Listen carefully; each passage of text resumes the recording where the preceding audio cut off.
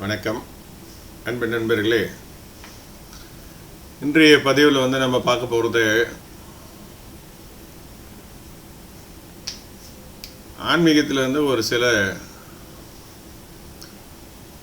தெளிவுகளை நம்ம பார்க்குறோம். இப்போது ஒரு ரீசண்டாக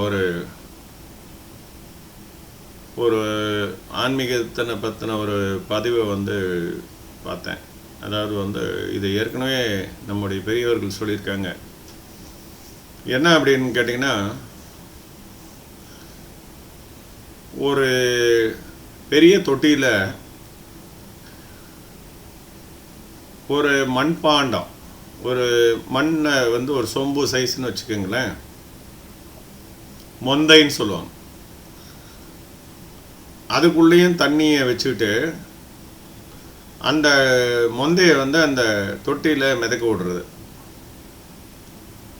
இப்போ மொந்தைக்குள்ளேயும் தண்ணி இருக்குது, மொந்தைக்கு வெளியும் தண்ணி இருக்குது. அப்போ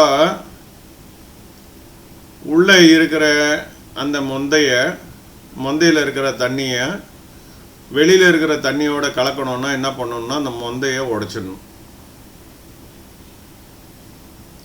இப்படி ஒரு விஷயத்தை நம்மளுக்கு சொல்லியிருப்பாங்க.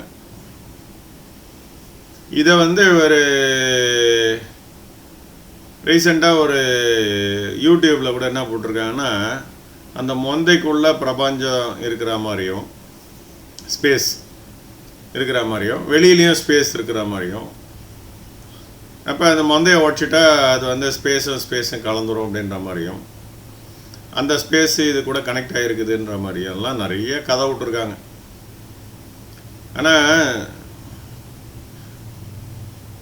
சிவவாக்கியருடைய பாடல் வரி என்ன சொல்லுது அப்படின்றத நீங்கள் பாருங்கள். எனக்குள் நீ உனக்குள் நான் இருப்பது எங்கனே. வள்ளலார் என்ன சொல்றாருன்னா,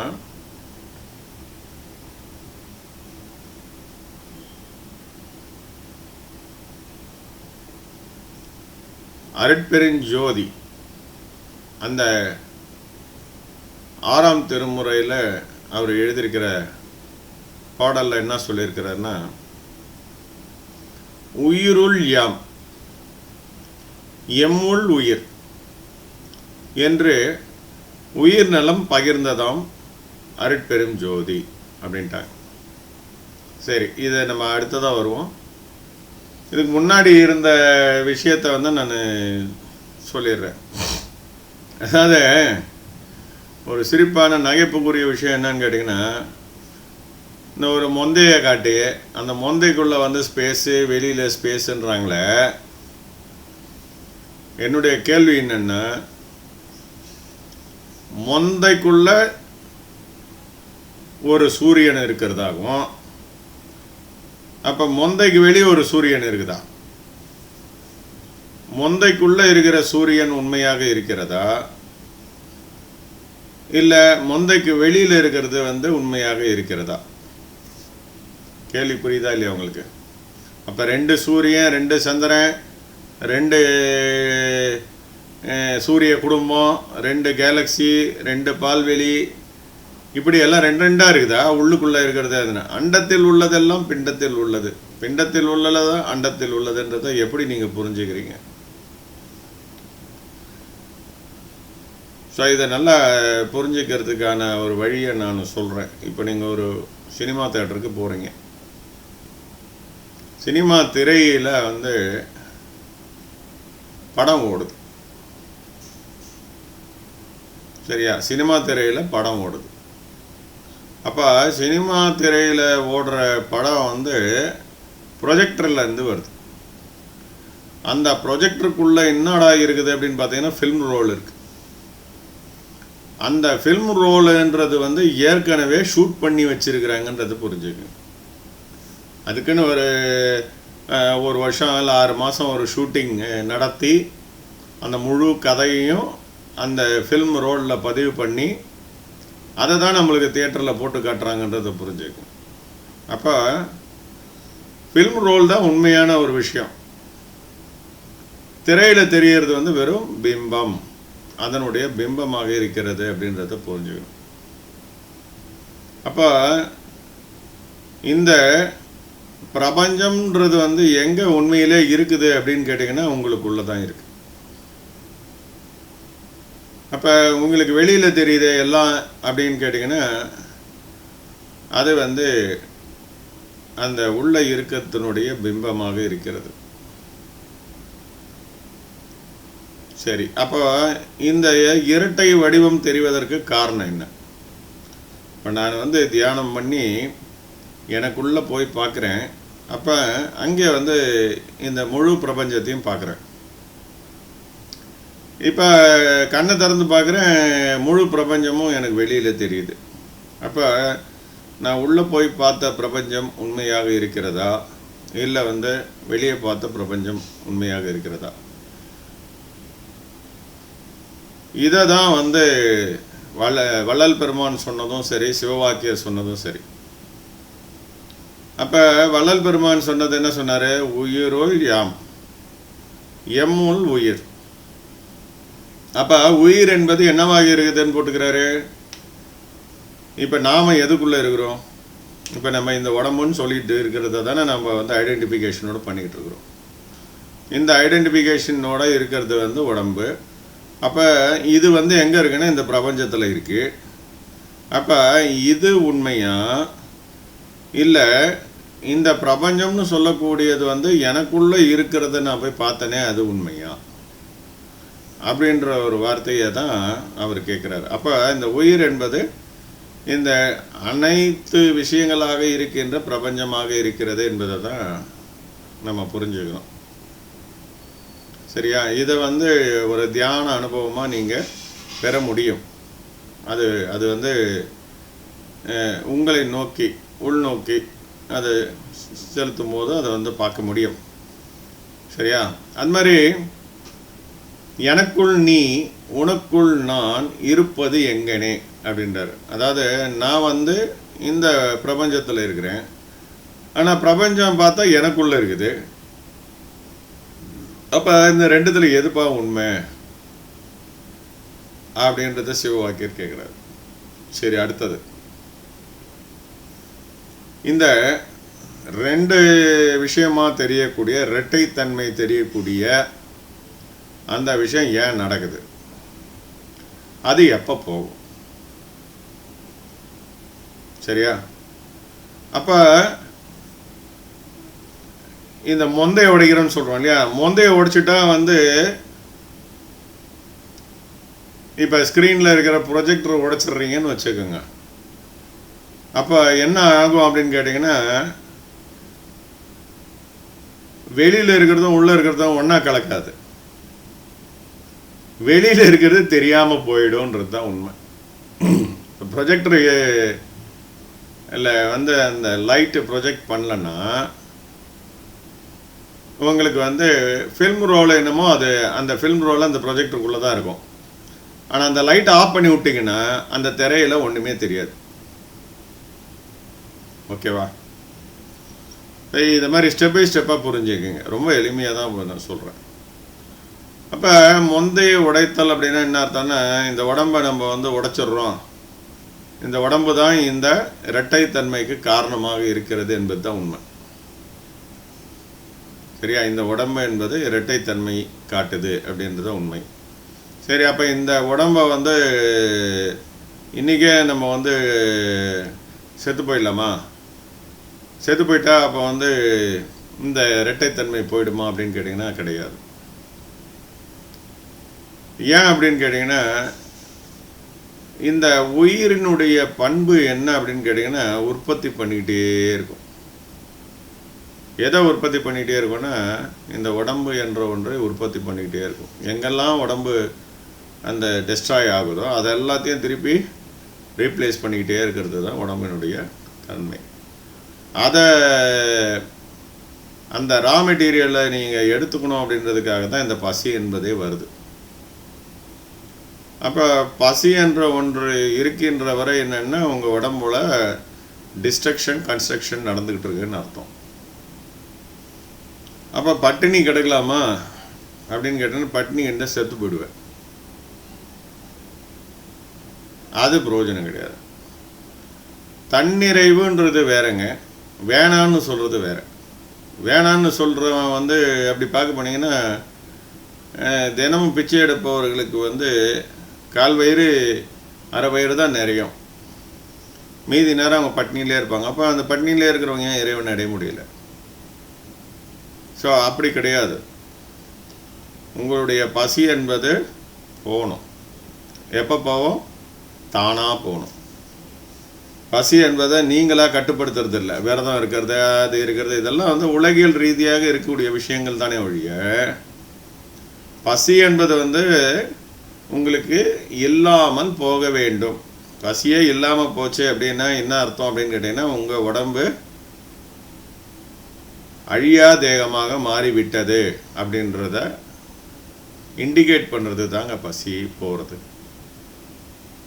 ஸோ அந்த பசி போயிடுச்சுன்னா உங்களுக்கு வந்து இந்த உடம்புன்றது வந்து அழியாத தன்மை, நிலைத்த தன்மைக்கு போயிடும்.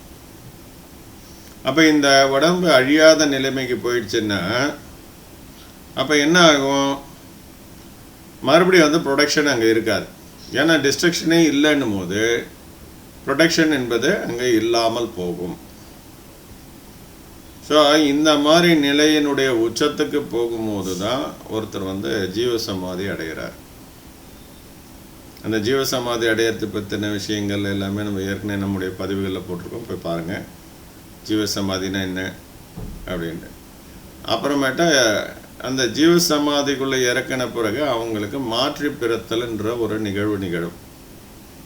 அந்த மாற்றி பிறத்தல்னா என்ன அப்படின்றத பற்றியும் நம்முடைய யூடியூப்பில் வந்து நம்ம ஏற்கனவே போட்டிருக்கோம். மாற்றி பிறத்தல்னா என்ன அப்படி அந்த மாதிரி ஒரு நிலைக்கு நீங்கள் போகும்போது மட்டும்தான் இந்த உலகத்தை விட்டு நீங்கள் விடுதலை பெற முடியும். அது வரைக்கும் உங்களுக்கு வந்து பிறவி வந்து இருந்துக்கிட்டே இருக்கும். அந்த திருக்குறளில் கூட சொல்லியிருப்பாங்க, ஆமை போல் ஐந்தடக்கம்.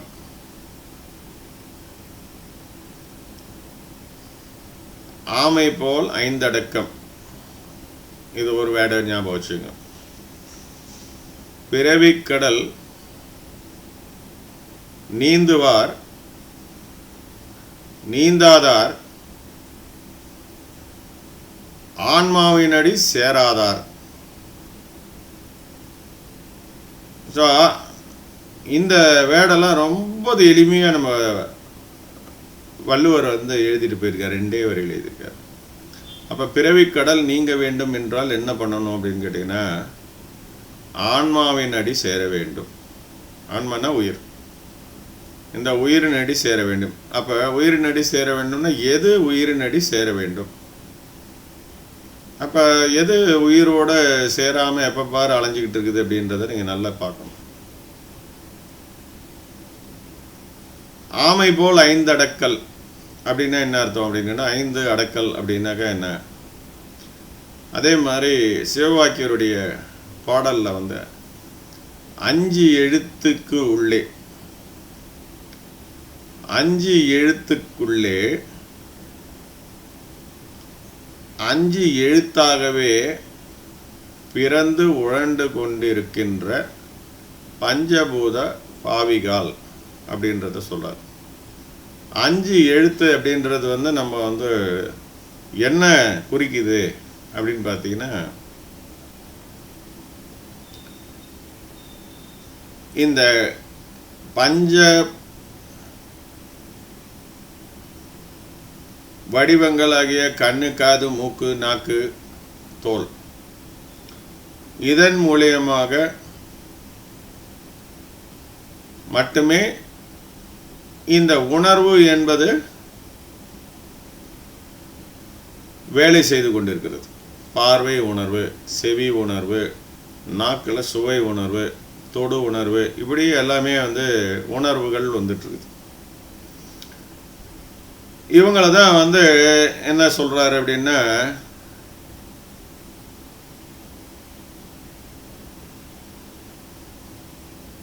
ஐந்து அரசர்கள் அப்படின்றத சொல்கிறாங்க.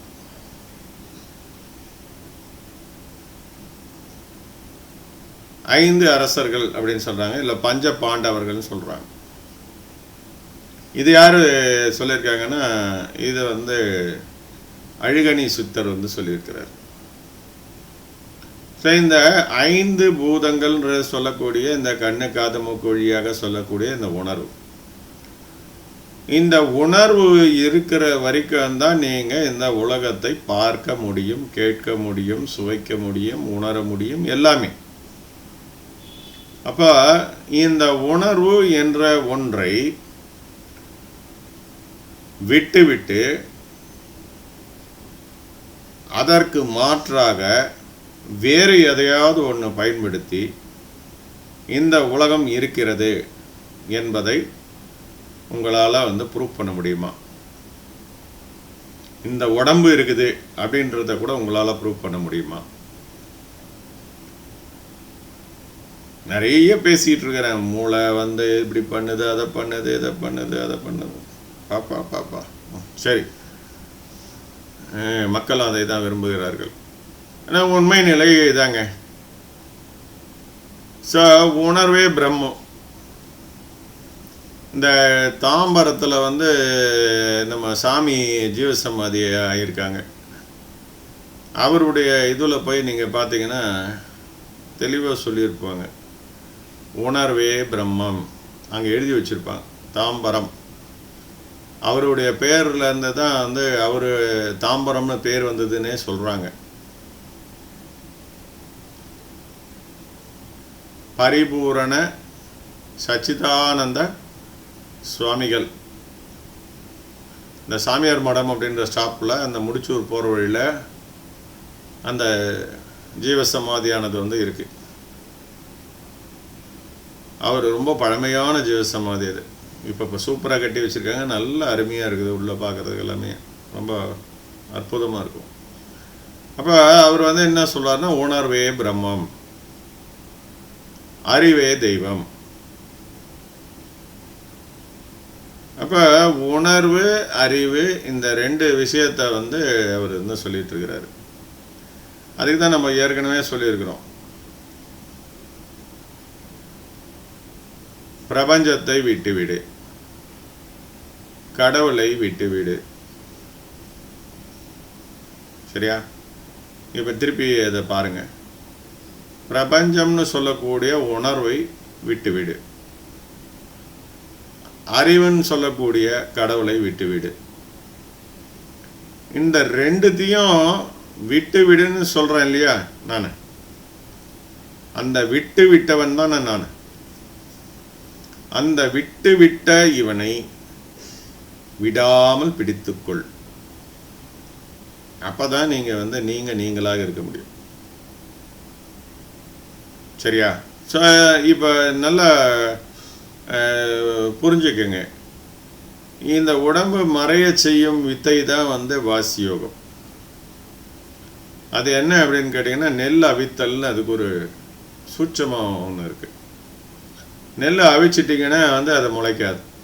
அந்த மாதிரி இந்த உயிர் என்ற ஒன்றை வந்து ஆன்மான்னு சொல்லக்கூடிய வந்து இந்த உடம்பை உருவாக்கக்கூடிய தன்மையிலிருந்து அதை அவிச்சு எடுத்துட்டோன்னா, அவிக்கிறத நேராக நீங்கள் அடுப்பில் போட்டு அவிக்கிற மாதிரி நினச்சிடாதீங்க. அது அந்த அந்த அந்த பயிற்சி முறையினால் அதை வந்து அவிச்சிங்கன்னா அப்போ வந்து உங்களுக்கு இதெல்லாம் இல்லாமல் போகும்.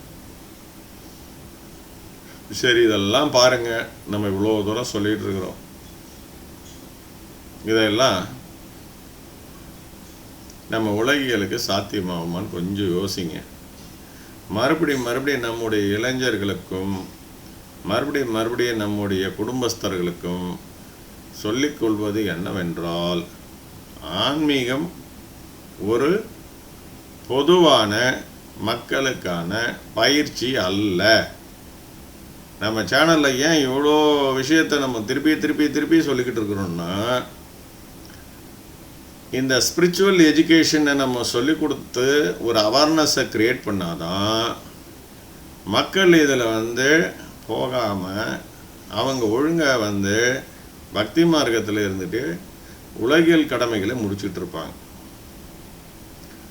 இன்றைக்கி நிறைய பதிவுகள் போடுறவங்க எல்லாருமே பார்த்திங்கன்னா இதை கற்றுக்குங்க, அதை கற்றுக்குங்க, இந்த நிமிஷத்தில் இப்படி பண்ணிவிடுங்க, இப்படியே என்ன சொல்கிறது, அப்படியே பிரபஞ்சத்தை அப்படி இழுத்துக்குங்க, இந்த மூக்கில் காற்று வந்ததுன்னா அந்த மூக்கில் காற்று வருதான்னு பாருங்கள், சரம் பார்த்தல் பரம் பார்த்தல் இதெல்லாம் இருக்குது அப்படின்றதெல்லாம் கொஞ்சம் நல்லா யோசிச்சுக்கங்க.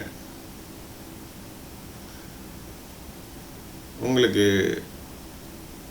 ஒருவன் பிறந்தது முதல் இறக்கின்ற வரை அந்த முழு வாழ்க்கையும் ஏற்கனவே சினிமா ஷூட்டிங் மாதிரி ஷூட் பண்ணப்பட்டு அந்த ஷூட் பண்ண படத்தை தான் போட்டு காட்டிகிட்டு இருக்கிறாங்கன்றதை புரிஞ்சுக்குங்க.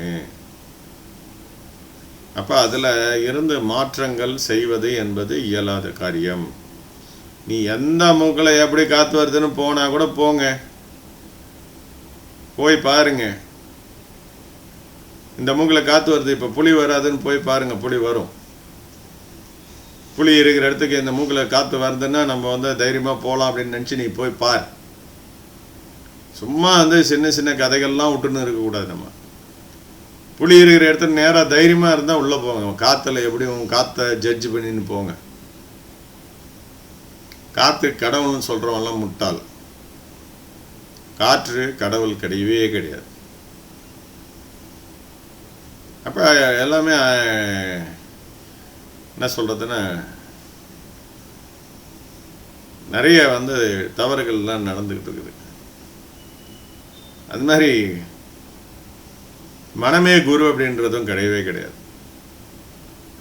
ஏன் அப்படின்றதெல்லாம் ஏற்கனவே நம்ம நிறைய பதிவு போட்டாச்சு. இதுக்கு மேலே மறுபடியும் போட்டெல்லாம் பதிவு போட முடியாது.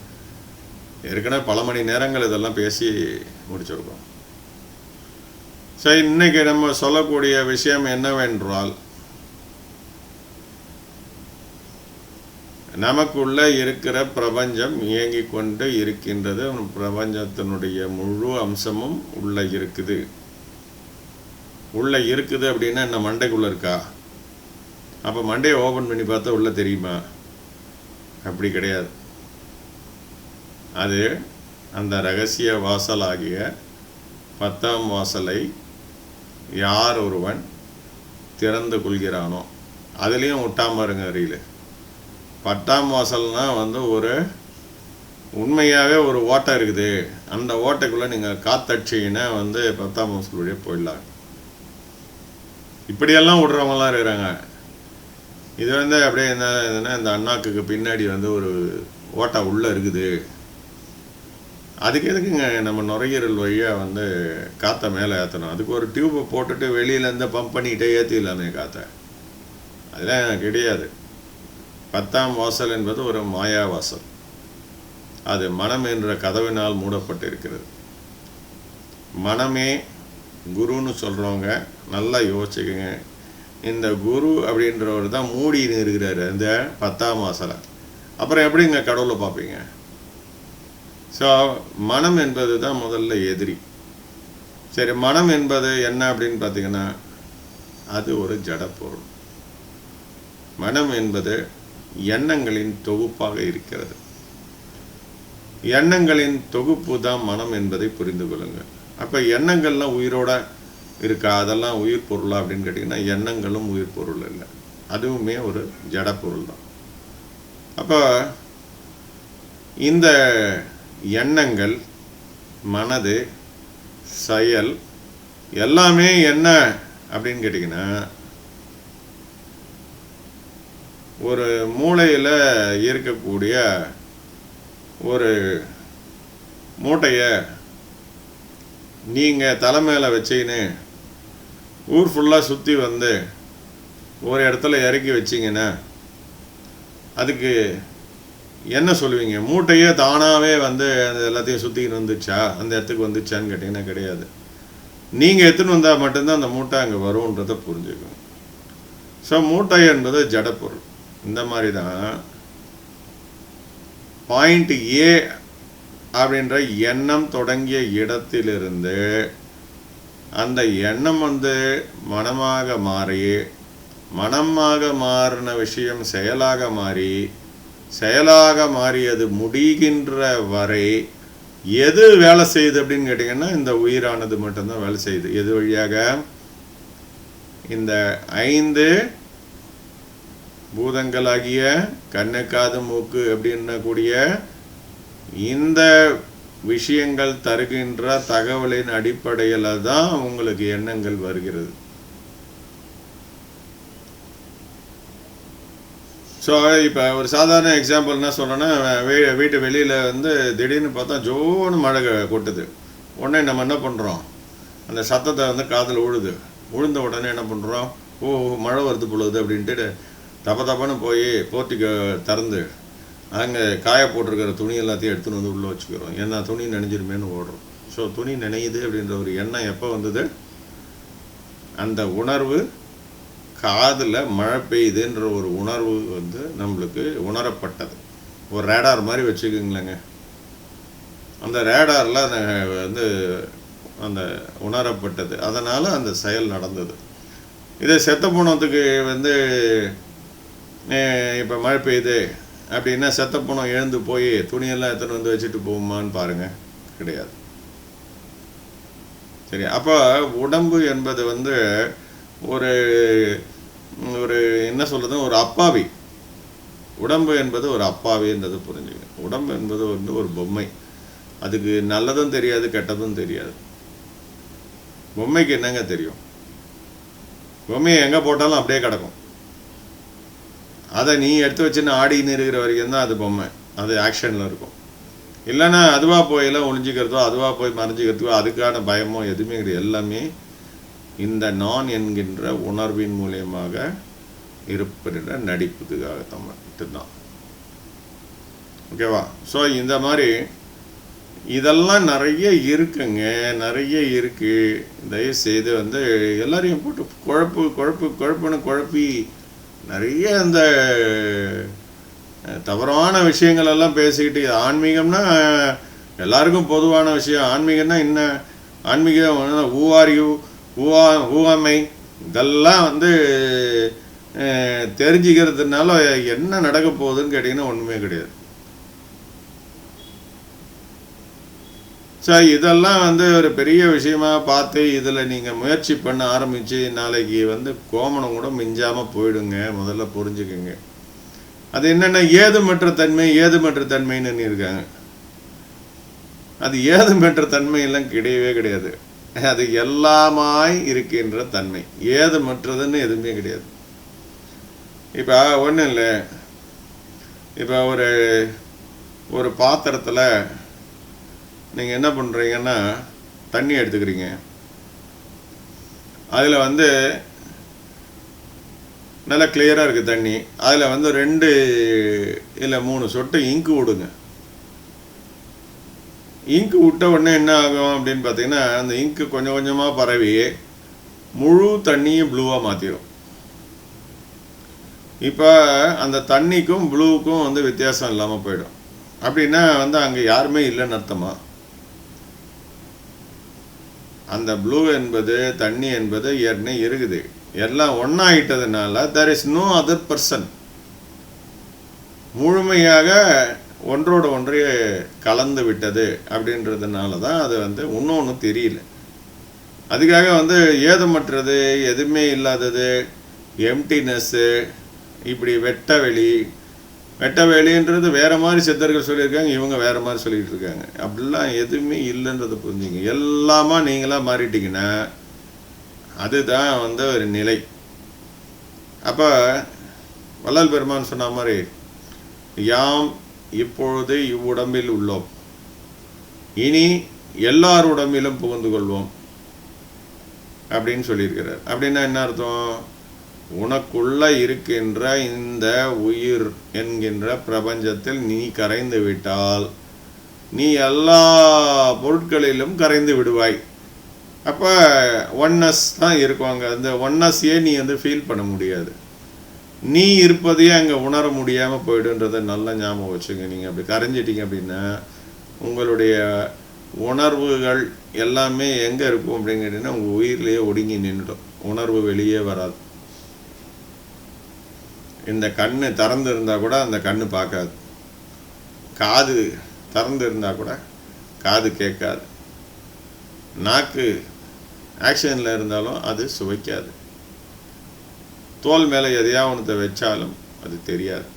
ஏன்னா அந்த உணர்வுலாம் அங்கே பரவி இருந்தால் மட்டும்தான் அது வேலை செய்யும். ஸோ அந்த உணர்வுகள் எல்லாமே அந்த உயிரிலேயே ஒடுங்கி போகும்பொழுது அந்த இடத்துல ஆட்டோமேட்டிக்காக என்ன ஆகும் அப்படின்னு பார்த்தீங்கன்னா இந்த உணர்வுகள் எல்லாமே மறைந்துடும். அப்போ முதல் ஏற்படுகின்ற எண்ணம் எது அப்படின்னு கேட்டிங்கன்னா நான் என்ற எண்ணம் தான் முதல்ல வரும். அது இந்த உணர்வினுடைய அடிப்படையில் தான் வரும். அப்போ நான் என்ற ஒன்று இல்லாமல் போயிடுச்சு அப்படின்னா நீங்கள் தான் இந்த பாடின்றது இப்போ நம்ம ஐடென்டிஃபை பண்ணி வச்சு தானே இந்த பாடிக்கு அலங்காரம் பண்ணிக்கிறோம்.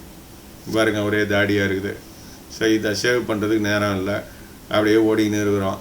சரி இதை ஒரு நாளைக்கு நம்ம ஷேவ் பண்ணிடணும் அப்படின்றத ஏன் நினைக்கிறோம் அப்படின்னா நான் இந்த உடம்பு, ஸோ இந்த உடம்பை அலங்காரம் பண்ணிக்கணும் அப்படின்றத நம்ம நினைக்கிறோம். இதே இந்த உணர்வு நான் இது அப்படின்ற ஒரு ஐடென்டிஃபிகேஷனே உங்களுக்கு தெரியாமல் போயிடுச்சுன்னா, நீங்கள் உங்களையே உணர முடியாமல் போயிடுச்சுன்னா, அப்போ உங்கள் குடும்பத்தை எப்படி உணர போகிறீங்க, இந்த உலகத்தை எப்படி உணர போகிறீங்க, உங்கள் வேலையை எப்படி செய்ய போகிறீங்க, நீங்கள் எப்படி சம்பாதிக்க போகிறீங்க, எப்படி குடும்பத்தை காப்பாற்ற போகிறீங்க, என்ன பண்ண போகிறீங்கன்றதை சொல்லுங்கள். அப்போ உங்கள் நிலைமை எப்படியே இருக்கணும், பைத்தியக்கார மாதிரி தான் சுற்றின்னு இருப்பீங்க. அவங்க மேலே என்றைக்கோ போட்ட சட்டை இருக்குதுன்னா அந்த சட்டை அழுக்காகி போய் இருக்கிற வரைக்கும் கூட தெரிய போகிறதில்ல. அந்த நாத்தடிச்சதுன்னா கூட தெரிய போகிறதில்ல உங்களுக்கு. காற்றுல அந்த மரத்துல இருந்து விழுந்த சிறகு, அந்த சருகு இருக்குது பார்த்தீங்களா, காஞ்ச இலை, அது காற்றுக்கு ஏற்ற மாதிரி இங்கேயும் அங்கேயும் பறந்துன்னு இருக்கும். கோபுரத்துக்கும் போவோம், சாக்கடையிலையும் இருக்கும், அப்படியே எங்கே வேணாலும் காற்றுல பறந்துன்னே இருக்கும். ஆனால் அதுக்கு எந்த ரியாக்ஷனுமே இருக்காது. எங்கே இருந்தாலும் எந்த ரியாக்ஷனும் இருக்காது. அது இலைன்னே அதுக்கு தெரியாத ஒரு சூழ்நிலை போயிடும். அப்போ அந்த நிலையை அடைஞ்சிட்டிங்கன்னா நீங்கள் எப்படிங்க உலகத்தில் வாழ போகிறீங்க? இப்படியெல்லாம் உங்களுக்கு நிறைய சொல்லிடுறேன், அது கிளாஸ் எடுத்துடுறேன், அப்படி பண்ணிடுறேன், இது பண்ணிடுறேன். ஏங்க அவங்க போக மாட்டேங்கிறாங்க?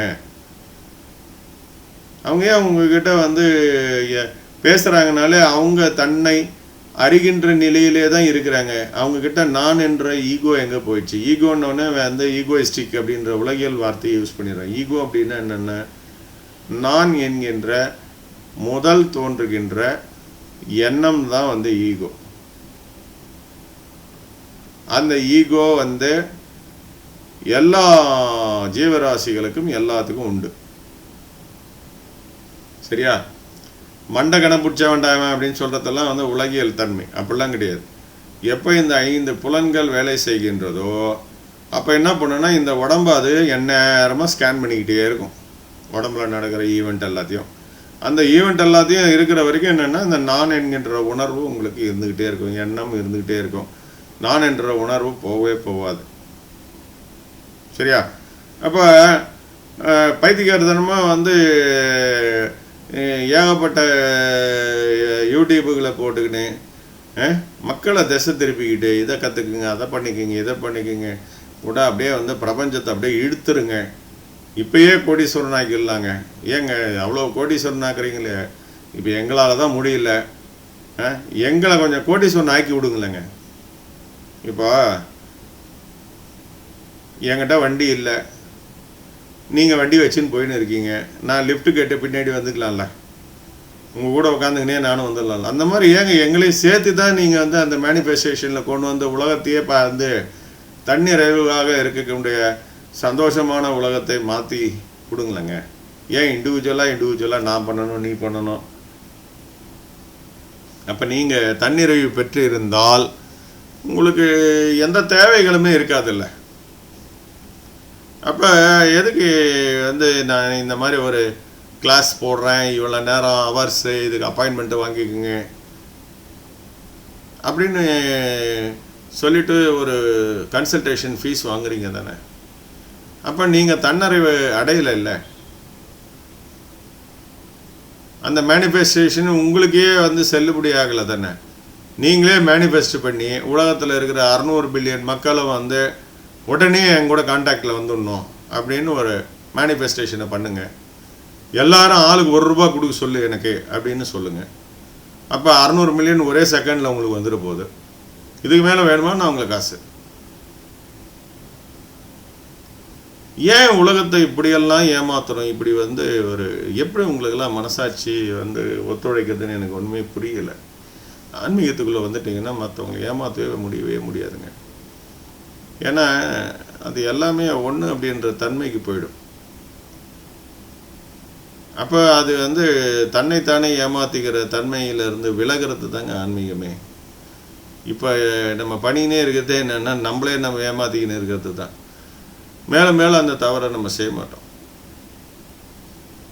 சரியா? வேணா நீங்கள் வந்து ஆமாங்க நான் இவ்வளோ வந்து இந்த மாதிரிலாம் நான் வந்து பண்ணின்னு இருக்கிறேங்க, அதுக்கெலாம் வந்து எனக்கு இவ்வளோ எக்ஸ்பென்ஸ் ஆகுதுங்க, செலவுக்கு எனக்கு வேணுங்க, எனக்கு சம்பாத்தியம் இல்லைங்க, அதனால் எனக்கு கொடுங்க அப்படின்னு கேளுங்க.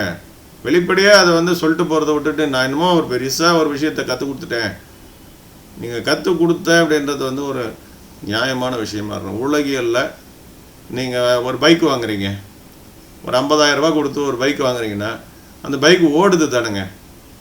அவன் என்ன சொல்லித்தரானோ அது அங்கே நடக்குது தானே. இப்போ ஒரு பைக் ஷோரூமில் போகிறோம், இந்த பைக்கோட விலை 50,000 ரூபாங்க, இது மைலேஜ் ஒரு 30 கிலோமீட்டரில் நான் வந்து 35 கிலோமீட்டர் மேக்ஸிமம் கொடுக்குங்க, இதில் 2 பேர் போகலாங்க, இதில் பின்னாடி ஒரு மூட்டை வச்சுன்னு போகலாங்க, இதுக்கு வந்து இந்த மாதிரி கலர்லலாம் வருதுங்க, இதெல்லாம் உண்மை தானேங்க. அந்த மாதிரி நீங்கள் சொல்லக்கூடிய மேனிஃபெஸ்டேஷன் என்பது உண்மையா? அது எனக்கு சொல்லுங்கள். இவன் 50,000 ரூபாய்க்கு கேரண்டி கொடுக்குறான், இந்த வண்டிக்கு கேரண்டி கொடுக்குறான். நீங்கள் என்ன கொடுக்குறீங்க? ஃபீஸ் வாங்கிக்கிறீங்க, ஆனால் என்ன கேரண்டி கொடுக்குறீங்க? கேட்டால் உங்களுக்கு ஒழுங்காக மேனிஃபெஸ்ட் பண்ண தெரில அப்படின்னு சொன்னால் இது ஒரு பெரிய அபத்தமாக தெரில. உலகத்தில் இருக்கிற அனைத்து மக்களுக்கும் வந்து மேனிஃபெஸ்ட் பண்ண தெரியாத உங்களுக்கு மட்டும்தான் மேனிஃபெஸ்ட் பண்ண தெரியுமா? இதெல்லாம் ரொம்ப ரொம்ப மோசமான இதுங்க. லா ஆஃப் அட்ராக்ஷனு இப்படியெல்லாம் பேசாதீங்க தயவுசெய்து. உங்களை படைத்த ஒன்று வந்து அவ்வளோ அற்புதமான அறிவை பெற்றது. உங்களால் அதை வந்து கிட்டக்க கூட நெருங்க முடியாது. நீங்கள் என்னடான்னா பிரபஞ்சனோ முட்டாள் மாதிரியும், நீங்கள் கூப்பிட்டவொடனே டபால் வந்து எல்லாத்தையும் ஏற்றுன்னு வந்து இறக்கிடுற மாதிரியும் இதெல்லாம் பேசுறது எவ்வளோ பெரிய அபத்தம், தவறு. இதெல்லாம் வேண்டாங்க. ஆன்மீகம் வேண்டாம், ஆன்மீகம் வேண்டாம். உலகியல் மக்களுக்கு ஆன்மீகம் வேண்டாம், உலகியல் மக்களுக்கு ஆன்மீகம் சொல்லித் தருகிறேன் என்ற கிளாஸுகள் வேண்டாம். இதெல்லாம் முதல்ல பேன் பண்ணப்படணும். ஒருத்தர் சொல்கிறாரு, உங்களுக்கு ஏங்க கஷ்டப்பட்டுக்கினே இருக்கிறீங்க, இந்த மெடிடேஷனை கற்றுக்குங்க, உடனே உங்களுடைய கஷ்டம்லாம் ஓடி போய் அந்த கஷ்டத்தை நீங்கள் வந்து ஓரமாக நின்று வேடிக்கை பார்ப்பீங்க. ஏங்க கஷ்டம் ஏங்க நம்ம படுறோம்? கஷ்டப்படுறதுக்கு காரணம் என்னங்க? இப்போ நம்ம குழந்தைக்கு எக்ஸாம் வந்துச்சு, ஸ்கூல் ஃபீஸு கட்டினா தான் எக்ஸாம் எழுத விட்றேன்றான். இது உங்களுக்கு கஷ்டமாக இருக்குமா இருக்காதா? இப்போ கஷ்டம் வந்ததுக்கு காரணம் என்னென்னா உங்கள் கையில் காசு இல்லை. எதுக்கு? எக்ஸாம் ஃபீஸு கட்டுறதுக்கு. இப்போ எக்ஸாம் ஃபீஸை கட்டினீங்கனாலே உங்கள் கஷ்டம் காணாமல் போயிட போகுது. இப்போ நீ ஓரமாக நின்று வேடிக்கை பார்க்கணுமா? அப்போ ஓரமாக நின்று வேடிக்கை பார்த்தீங்கன்னா என்னெல்லாம் நடக்க போகுதுன்னு பாருங்கள். உங்கள் குழந்தையோட எதிர்காலம் கேள்விக்குறியாக போகுது. அதை பற்றி உனக்கு கவலை கிடையாது. நீ மட்டும் அப்படியே ஒரு ஓரமாக நின்றுன்னு சூடு சொரணம் இல்லாமல் அப்படியே நின்றுன்னு இருக்கணும். இது ஒரு பொழப்பா? அதுக்கு நல்ல ஒரு குவார்டர் அடிச்சுட்டு உன் நிலையே தெரியாமல் எங்கே உருண்டு கடை குடும்பம் எப்படியாவது போட்டோம். நீ நிம்மதியாக வந்து கிடைக்கிற பணத்தை வீட்டிலேருந்து அடிச்சு கிச்சு பிடுங்கி கிடிங்க எத்தும் போய் ஃபுல்லாக சரக்கடிச்சிட்டு மட்டையாடு. இதுக்கு எதுக்கு பயிற்சி? நான் எதுக்கு உனக்கு காசு தரணும்? அப்போ உனக்கு எதுக்கு வந்து காசு? நீயும் சும்மா நின்று வேடிக்கை பார்க்க வேண்டியதுதானே? இதை கேட்டால் அவங்களுக்கு வந்து கோபம் வருது. என்னங்க நான் கேட்கறதுல என்ன நியாயம் இருக்கா இல்லையான்னு சொல்லுங்கள். நீங்கள் சொல்கிற விஷயம் வந்து இப்போ கவலையினுடைய அடிப்படையை தீர்க்க முடியுமா முடியாதா? நான் கவலையை ஹேண்டில் பண்ணுறதை பற்றி நான் கேள்வியே கேட்கல. உலகத்தில் இருக்கிறவங்க எவனும் அந்த கேள்வி கேட்கல. கேட்குறவன் எல்லோரும் என்ன கேட்குறான்? இந்த பிரச்சனை காசு இல்லாதனால வந்தது, எனக்கு ஏதோ ஒரு ஜீபூம்பா பண்ணி காசு வர வைக்க முடியுமா? என்னால் சம்பாதிக்க முடியலையா? முடிஞ்சா நீ கொடுத்து உதவு. இல்லையா மந்திரம் பண்ணி எதையா வந்து என்ன சொல்கிற, மந்திரத்தில் மாங்காய் வர வைக்கிற மாதிரி மந்திரத்தில் எனக்கு வந்து ஃபீஸ் கட்டுறதுக்கான பணத்தை வர வச்சு கொடு. இதுக்கு தான் மக்கள் எல்லாம் வந்து கோயில் குளங்களை நாடி போவதும், சித்தர்களை நாடி போவதும், சாமியார்களை நாடி போவதும், எல்லாமே வந்து பரிகாரத்தை நாடி போவதும் எல்லாம் எதுக்கு போகிறாங்க? எல்லாம் கஷ்டத்தை தீர்த்துக்கிறதுக்கு போலங்க. நல்லா புரிஞ்சுங்க. கஷ்டம்ன்றது வந்து என்னது? கஷ்டத்தின் அடிப்படையாக இருக்கின்ற பொருளாதாரத்தை மேம்படுத்த வேண்டும், உடல் வலிகளை மேம்படுத்த வேண்டும், உடல் நோயை மேம்படுத்த வேண்டும். இதுக்காக தான் போகிறாங்களே வழிய கஷ்டம் வந்து போகிறதுக்காகலாம் 1000 வழி இருக்குது. அதுக்கு நீங்கள் எடுக்கிற பயிற்சிகள்லாம் வரணும்னு அவசியமே கிடையாது. இதெல்லாம் ரொம்ப மோசமான விஷயங்கள். நான் ஞானம் அடைந்துட்டேன். என்ன ஞானம் அடைஞ்சிட்டீங்க? ஞானம் அடைஞ்சிட்டு அப்படியே வந்து நான் அப்படியே வந்து மனதை புறவோகமாக அப்படியே விட்டு விடுகிறேன். அது பாட்டு என்னை சுற்றி ஓடிக்கிட்டே இருக்கட்டும். சரி, ஓடட்டும். யார் ஃபீஸ் கட்டுவான்றதுக்கு எனக்கு முதல்ல பதில் சொல்லுண்ணா. அதை தானே கேட்குறேன் நான். எங்கே வேணால் ஓட்டங்க, மனம் ஓடுறத கூட நான் விட்டுறேங்க. எனக்கு ஏங்க அதை பற்றி கவலை? எனக்கு நடக்க வேண்டிய காரியம் என்னங்க? என் குழந்தைக்கு நான் ஃபீஸ் கட்டி ஆகணுங்க. அது எப்படியோ ஒன்று கட்டிட்டாங்க அப்படின்னா நான் ஏன் வந்து கவலை பின்னாடி ஓட போகிறேன்? இல்லை சந்தோஷத்துக்கு பின்னாடி ஓட போகிறேன்? கடமையை ஒழுங்காக செய்யறதுக்கு நம்மளுக்கு வந்து இன்றைக்கி என்ன வேணும்? வாய்ப்பு வேணும், வசதி வேணும். இதெல்லாம் நீங்கள் மட்டும் ஃபீஸாக வாங்கிக்கிறீங்க. அப்போ இதெல்லாம் எங்கே போய் கேட்குறதுன்னு சொல்லுங்கள். நீங்கள் பொதுமக்களை நீங்களாம் இதெல்லாம் யோசிக்க மாட்டீங்களா?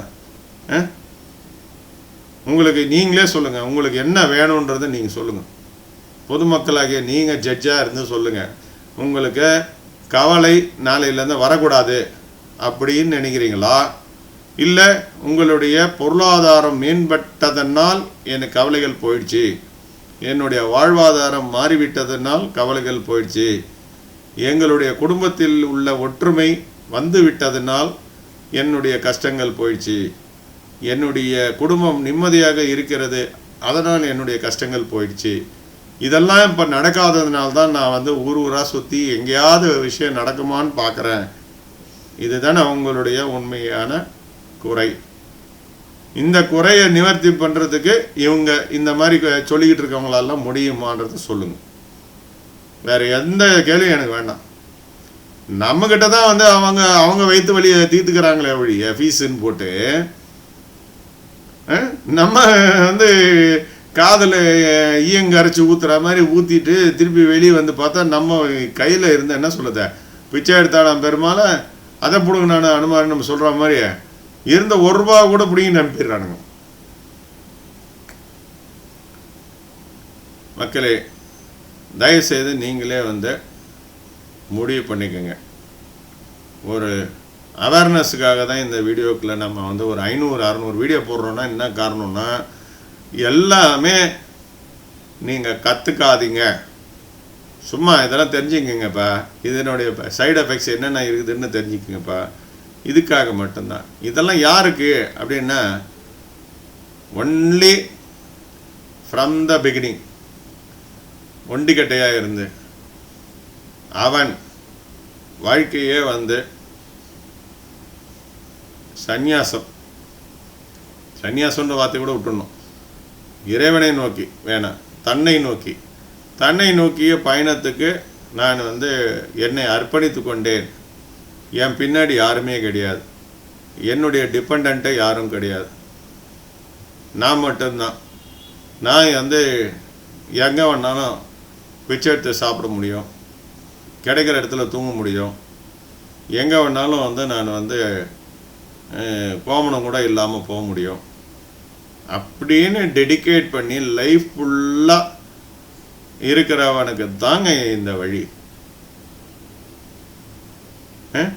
இதுக்காக அப்படியே எனக்கு எல்லாம் தெரியும், இதை சொல்லிட்டாரு, அதை சொல்லிட்டாரு, இதை சொல்லிட்டாரு. அனுபவிச்சு பாருப்பா, அனுபவிச்சு பாரு. இன்னும் வயசு இருக்குது. அனுபவம் என்பது முக்கியம். ஒரு செகண்டு உன்னை இழந்து பார், அப்போ எவ்வளோ பெரிய பயம் வரும்ன்றது உனக்கு தெரியும். இப்போ இருக்கிற பயம்லாம் உனக்கு தெரியாது. உன்னை எப்பொழுது நீ இழந்து நிற்கிறாயோ அப்போ ஒரு பெரிய பயம் உனக்கு தொத்திக்கும். என்னடா அது, உலகத்தில் நம்ம இவ்வளோ கடமைகள் இருக்குது, டக்குன்னு நம்ம அங்கே போயிட்டோம்னா இந்த கடமைகள்லாம் யார் செய்வாங்க, என்ன பண்ணுறது, அங்கேயே போய் நின்றுட்டா அதோட நம்ம குடும்பம் அம்பவாயிடுமே, நம்மளையே தெரிய போகிறதில்ல, நம்ம குடும்பம் நடுத்தரில் நின்று அழுவுறது கூட தெரிய போகிறதில்ல, நம்ம எதிர்க்கே நின்று நம்முடைய குழந்தை கதறதை கூட நம்மளால புரிஞ்சிக்க முடியாது. இப்படியெல்லாம் ஒரு பொழப்பு தேவையா? இது ஆன்மீகம் தெரிஞ்சுங்க. எனக்கு தெரிஞ்சிச்சு, நான் சொல்கிறேன். இவ்வளோ தான். என்னை அறிவது உன்னை அறிவது. எதுவும் அறிய முடிஞ்சாலும் ஒன்றும் பிரயோஜனம் கிடையாது. எதையும் அறியாட்டினாலும் ஒன்றும் பிரயோஜனம் கிடையாது. இத்தனை வயசு வரைக்கும் வாழ்ந்த பிறகு திடீர்னு தானே ஒருத்தருக்கு ஒரு ஞானோதயம் வந்தது. யாராவது ஒருத்தர் கருவிலேயே அவருக்கு ஞானம் பெற்றுட்டார் அப்படின்னா ஏங்க கரு விட்டு வெளியே வர போகிறார்? அவர் கருவிலே கரைஞ்சி போயிருக்கலாமே. அவர் ஊட்டி வளர்த்தது எல்லாமே இந்த மாயை உலகம் தானே. ஒரு 20 வயசு 25 வயசில் வரும்போது நான் ஆன்மீகத்துக்கு பக்கம் போகிறேன் அப்படின்னு ஒருத்தன் போகிறான் அப்படின்னா அப்போ 20 வருஷம் வரைக்கும் ஏன்டா அவனுக்கு அந்த எண்ணம் தோணலை? அப்போ அந்த எண்ணத்தை தோற்றுவித்தது யார்? அதை நல்லா கேட்டுக்கணும். கேள்வி திருப்பி நீங்கள் கேட்கணும். ஆன்மீக பாதைக்கு நான் ஏன் வந்தேன்? இத்தனை வருஷமாக ஏன் வரலை? அப்போ 25 வருஷமாக உலகியலில் இருந்திருக்கிறேனே, அப்போ வராத ஒரு அறிவு இன்னைக்கு ஏன் வந்தது? அப்போ யார் என்னை தட்டி எழுப்பியது? அந்த தட்டி எழுப்பியது யார் தெரியுமா? அதுதான் உன்னை படைச்சவன். அவன் தட்டி எழுப்பலன்னா உன்னால் கற்றுக்கவே முடியாது. நீ என்ன கற்றுக்கத்தினாலும் ஒன்றும் முடியாது. உலகியல் உனக்கு ஒத்துழைப்பு கொடுக்கணும். அப்போ தான் நீ இந்த உலகத்தை விட்டு போக முடியும். உலகம் உன்னை சரிப்பா நீ போயிட்டு வாப்பா, போதும்ப்பா நீ இருந்தது. அந்த மாயை தாய் உங்களை வழி விடணும். சரி தம்பி நீ போயிட்டு வா. அது முறுக்குச்சுன்னா உன்னால் ஒன்றுமே பண்ண முடியாது. அதனால் சும்மா பாட்டு என்னென்னமோ குவாண்டம் அந்த இது உங்கள் அறிவை விட்டால் வழி இதெல்லாம் நடக்கவே நடக்காதுங்க. அறிவு வேலை செய்துச்சுனாலே உங்களால் இறைநிலையை தொடவே முடியாது. நீங்கள் உலகையெல்லாம் பேசிட்டு போங்க. நாங்கள் ராக்கெட்டு தயாரிச்சிட்டேன், லைட்டு தயாரிச்சிட்டேன், ஃபேனு தயாரிச்சிட்டேன், ஏசி தயாரிச்சிட்டேன், இதெல்லாம் பேசுங்க. இதெல்லாம் நியாயம், பரவாயில்ல. இதெல்லாம் உலகியல். இந்த மாதிரி ஒரு ஃபுட்டு தயாரிச்சிருக்கிறேங்க புதுசாக. நான் நிறைய புதுசாக இவங்கெல்லாம் போடுவாங்க பார்த்தீங்களா, புது ஃபுட்டு எப்படி செய்கிறது இதெல்லாம் போடுவாங்க. அதெல்லாம் நம்ம இன்ட்ரெஸ்டிங்காக பார்க்கலாம். ஏன்னா அதெல்லாம் உண்மை. உலகியலுக்கு அது உண்மை. புதுசாக கார் வந்திருக்குது உண்மை, புதுசாக பைக் வந்திருக்குது உண்மை, புதுசாக ஒரு செல்ஃபோன் வந்திருக்கு உண்மை, புதுசாக ஒரு லேப்டாப் வந்திருக்கு உண்மை, அதில் எவ்வளோ கான்ஃபிகரேஷன் இருக்குது உண்மை. இதெல்லாம் உலகியல் உண்மைகள். ஆனால் இதுவும் ஆன்மீகமும் ஒன்று கிடையாது. நீ இதெல்லாம் உண்மைன்னு சொல்லிட்டு இருக்கிறது எதுவுமே இல்லாமல் போயிடுச்சுன்னா அது பெத்த ஆன்மீகம். ஓகேவா? இன்றைய ஆன்மீக தெளிவில் எத்தனை பேர் பார்க்க விரும்புகிறீர்களோ பாருங்க. பார்த்து உங்களுக்கு நியாயம் சொல்கிறது ஏதோ ஒரு சின்ன உண்மைத்தன்மை இருக்குது. நம்மளை தப்பான வழியில் போக வேணான்றதுக்காக தான் இவர் இவ்வளோ பேசுகிறாரு அப்படின்றத உங்களுக்கு உண்மையிலே மனசாட்சி உணர்த்துச்சுன்னா நீங்கள் இந்த சேனலில் சப்ஸ்கிரைப் பண்ணிக்கோங்க. தொடர்ச்சியாக உங்களுக்கு வந்து அவேர்னஸ் வீடியோ வரும். உங்களுக்கு பிடித்தமான நண்பர்களுக்கு ஷேர் செய்யலாம். அந்த பெல் பட்டனை தட்டலாம். சரியா? இதெல்லாம் நீங்கள் விருப்பப்பட்டால் செய்யலாம், வேறு ஒன்றும் கிடையாது. விருப்பப்படலைன்னா பரவாயில்ல. ஏன்னா இது வந்து என்னுடைய விருப்பம் ஊருக்கு சொல்லணுன்றது அதுவே ஒரு விருப்பம் தானே. என் ஆசையை நான் தீர்த்துக்கிறேன். அதுக்காக எல்லாரும் கைத்தட்டுங்க அப்படின்னு நான் வந்து கேட்பதற்கு எந்த உரிமையும் எனக்கு இல்லை. நான் பாட்டே ஏதோ கத்திக்கிட்டு இருக்கேன். நான் கத்துறதும் உங்களுக்கு பிடிச்சிருந்தா நீங்கள் லைக் பண்ணுங்க, சப்ஸ்கிரைப் பண்ணுங்க, ஷேர் பண்ணுங்க. இல்லைன்னா விட்டுருங்க, அதனால் ஒன்றும் இல்லை. ரைட்டா?